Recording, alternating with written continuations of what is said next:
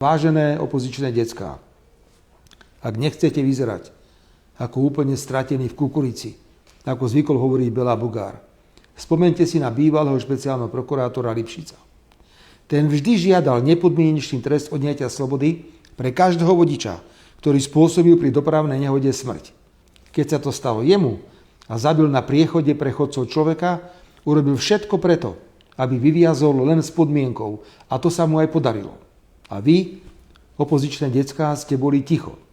Horšie je, že potom ste tohto človeka ešte aj odmenili a zvolili ste ho za špeciálneho prokurátora.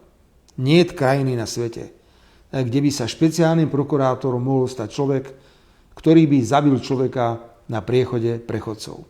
Takže na budúce si 3-krát rozmyslíte, čo poviete, ak mienite útočiť na riaditeľa Slovenskej informačnej služby kvôli jeho drobnej dopravnej nehode.